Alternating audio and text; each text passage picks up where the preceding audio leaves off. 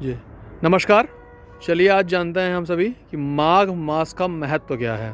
देखिए, माघ मास का महत्व तो पुराणों में कई जगह बताया गया है, परंतु आज आपको वैदिक मासों से मैं ये अंतर बता सकता हूँ। तो हमारे यहाँ वैदिक मास कैसे हुए हैं? हमारे यहाँ वैदिक मास हुए हैं मधुमास, जिसमें खेती होती थी, माधव मास, जिसमें खेती और बढ़ने लग जाती थी, फल तरह तरह के फल और खेतियाँ होने लगती थी, तब यही समय होता है खेती करने के लिए। इसके बाद शुक्र मास। शुक्र मास में क्या होता है? इस मास में आपको शुक्र पश्चिम क्षितिज पर दिखेंगे। इससे अगला मास होता है शुचि मास। शुचि मास शुद्धता का प्रतीक है।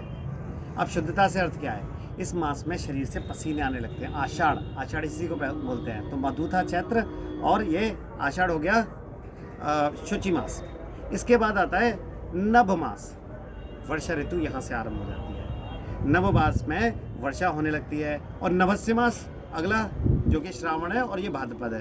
नभस्य मास भाद्रपद, इसमें वर्षा अधिक होने लगती है, जगह जगह पानी भर जाता है, बहुत दिक्कत होने लग जाती है। इससे अगला मास है इश मास। इस मास को कहते हैं, ये मुग्ध करने वाला मास है। और इसके बारे में ये भी कहा गया है कि इस मास में जो दिन होते हैं वो स्वयं पर मुग्ध हो जाते हैं और छोटे होने लग जाते हैं। अश्विन इसको कहते हैं हम आज की रीति में। इससे अगला मास है उर्ज मास। उर्ज मास में क्या होता है कि इसमें मनुष्य की भोजन ग्रहण करने की शक्ति बढ़ती जाती है, यानी ज़्यादा खाना खा सकते हैं। जितने लोग कसरत या व्यायाम करते हैं उनके लिए ये मास भोजन के लिए बहुत अच्छा है। वो शरीर की पाचन क्षमता बढ़ती है। और इस मास को हम अपनी रीति में आज कार्तिक कहते हैं। इससे अगला मास है सहमास।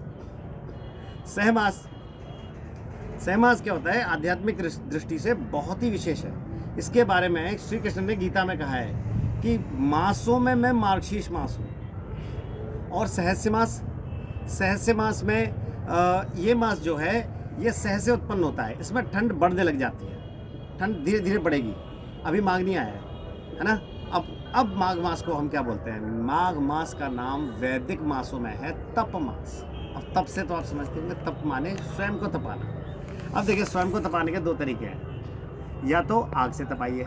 तो देखिए, तप मास का पहला अर्थ तो यही है, तपो। अब आग से तपे बिना तो इसमें सर्दी नहीं बर्दाश्त होगी। और दूसरा, जितने भी ऋषि मुनि आदि लोग होते हैं वो इस मास में तप करते हैं, तरह तरह के तप। और कैसे तप?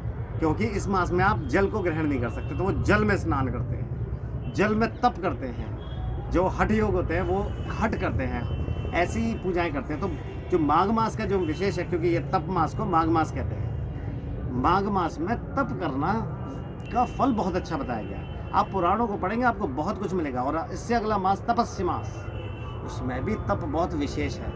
और ऐसे हम फाल्गुन मास, चैत्र से लेकर फाल्गुन मास तक के बारे में आपको बताया। धन्यवाद।